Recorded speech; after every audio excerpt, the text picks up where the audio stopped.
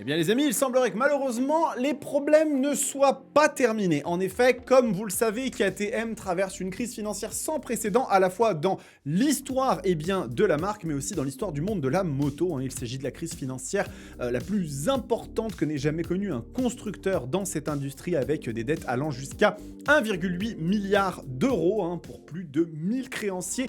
Et la réalité des choses, c'est que malgré un plan un petit peu de redressement qui a su voir apparaître certains acteurs qui souhaitaient aider KTM à remonter comme ça un petit peu, vous l'avez vu, les choses ont un petit peu évolué dans le sens pas forcément le plus positif, puisqu'on a appris que KTM arrêtait la distribution de CF Moto dans plusieurs pays, dont notamment le Royaume-Uni, l'Allemagne, l'Espagne et d'autres.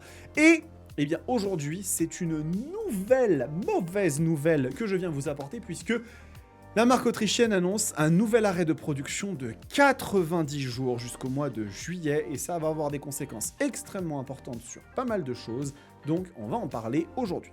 Bonjour tout le monde, j'espère que vous allez bien. On se retrouve pour un nouvel épisode de Moto Bistro, votre émission dédiée à l'actualité du monde merveilleux de la moto, dans lequel j'aimerais vous apporter uniquement des bonnes nouvelles. Malheureusement, ce n'est pas toujours possible.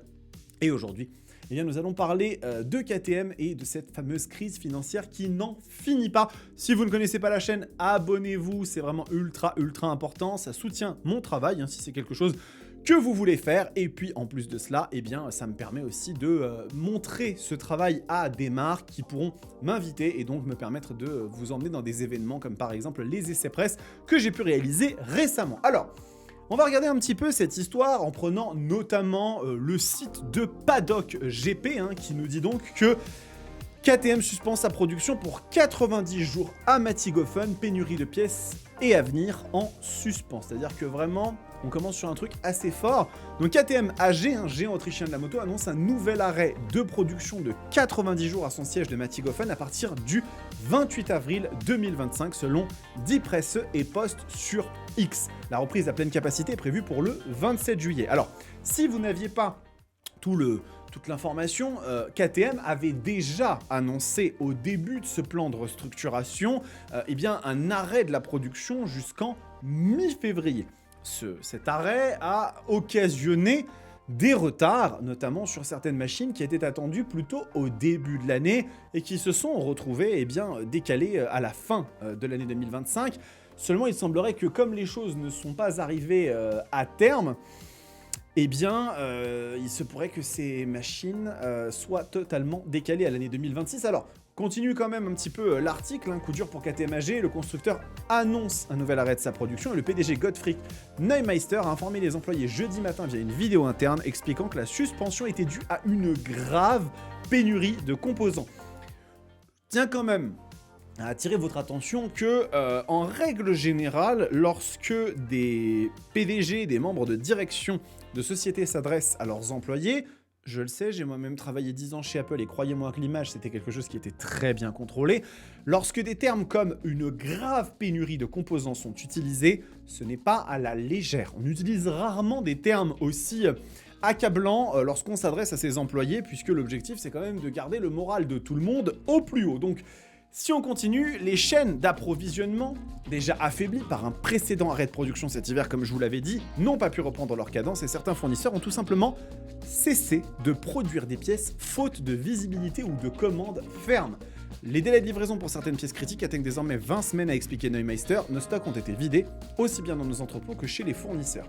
C'est extrêmement important de revenir sur ce point-là, puisque des fournisseurs ont tout simplement décidé d'arrêter de produire pour KTM en raison d'une absence de visibilité de commandes potentielles, ce qui veut donc dire que non seulement ça impacte la production de machines, mais potentiellement aussi la production de pièces détachées pour le service après-vente. Ça, aujourd'hui, on n'a pas la situation qui est donnée de façon claire et nette, mais néanmoins, on peut tout à fait le subodorer, puisque effectivement, c'est ce que semble indiquer cet article. Donc, si on regarde un petit peu aussi du côté de GP1, histoire de faire un petit peu le tour des différents articles, donc là, on est sur un article anglophone qui n'a pas été traduit totalement, mais Les 4 lignes de production devraient redémarrer d'ici juin afin de pouvoir produire les 230 000 motos prévues pour l'exercice 2025. Le plan semblait extrêmement optimiste depuis le départ, alors que le déclin financier de KTM avait déjà totalement montré sa gravité dans la seconde moitié de 2024 et programme de restructuration drastique. Je vous le rappelle quand même qu'il y a eu MV Agusta qui a sauté dans l'histoire et puis CF Moto, ça a été une conséquence de ça. Donc on a eu en février 2025 des créanciers qui ont accepté l'offre de KTM de payer 30% des dettes ça se montait à 1,8 milliard. Et pour faire ça, un capital frais de 600 millions devait être trouvé. Et en addition, de plus, une personne, enfin un groupe qui détenait des parts chez KTM, à savoir Bajaj, a transféré 150 millions au 1er avril pour permettre à la production de recommencer. Cela dit, malheureusement, il semblerait que les choses ne sont pas encore totalement réglées, puisque comme j'ai pu vous le dire, malheureusement, cette production n'a pas encore repris de plus belle et ça ne sera pas pour tout de suite. Et donc, quelles sont les conséquences finalement? Quels sont les modèles potentiellement impactés par cet arrêt de production? Écoutez, c'est assez simple, on va regarder ça tout de suite.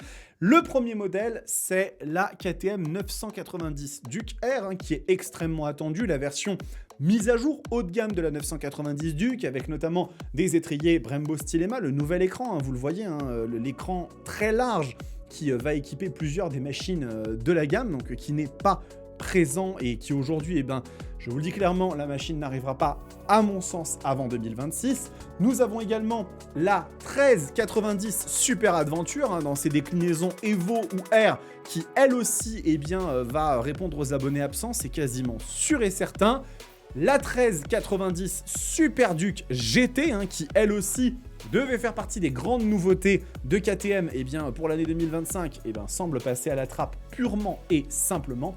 Et finalement, celle qu'on attend tous beaucoup, la 990 RCR, la sportive KTM, qui est notamment dotée d'étriers Brembo et Pure, et qui fait vraiment partie des machines les plus attendues peut-être des 5 ou 10 dernières années sur la marque. Elle aussi, à mon sens, les amis, nous ne la verrons pas pour 2025, ce qui voudrait dire que, en dehors de quelques petits modèles qui ont été un petit peu remis à jour, un petit peu upgradés, les très grosses nouveautés basées sur le LC8 et la 990 RCR, ne verront pas tout simplement 2025, et ce sera donc une année quasiment blanche pour KTM. Et ça, pour le coup, c'est vraiment mauvais pour la marque qui est dans une situation drastique et vraiment très complexe à l'heure actuelle. On ne peut pas dire le contraire. Et si on regarde un petit peu le cours de l'action Pireur Mobility, on voit que suite au plus bas qui avait été atteint en novembre 2024, le 28 à 7,40 CFH, on était remonté jusqu'à un plus haut de 20,10 et même, j'ai envie de dire, 22,30 en février 2025, date à laquelle on devait arriver à la fin de toute cette histoire de tribunaux et d'auditions, etc. Et vous voyez qu'en fait, depuis ce moment, l'action ne cesse de chuter pour arriver à actuellement un plus bas de 11,82. On n'est pas encore au niveau de novembre, mais la situation a l'air quand même de se diriger lentement mais sûrement vers ça. Il semblerait que pour KTM, les ennuis ne soient pas terminés. Je souhaite sincèrement, de tout mon cœur, que la marque réussisse à trouver une direction qui lui permette de remonter.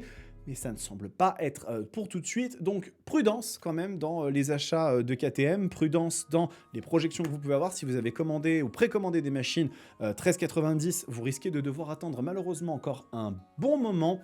Donc voilà, s'il y a des nouvelles, je vous tiendrai bien évidemment informé, je vous tiendrai au courant. Il est logique que les choses évoluent au jour le jour et même de semaine en semaine, et que pour l'instant, on n'est pas forcément les meilleures nouvelles, mais peut-être qu'on aura un communiqué d'ici quelques jours pour nous donner un nouvel acteur qui injecterait du capital dans la marque. C'est en tout cas tout ce que je leur souhaite. Cette vidéo est terminée les amis, j'espère qu'elle vous a plu. N'hésitez pas à me dire dans les commentaires quel est votre point de vue sur cette situation, sur cette crise économique que traverse KTM. Est-ce que selon vous, faut pas s'inquiéter et finalement tout ça, ça va se régler, ou est-ce que les indices commencent quand même à pointer vers quelque chose d'assez chaud et que la marque risque quand même d'avoir pas mal de casse en plus de celle qu'il y a déjà eu dans les semaines et mois à venir?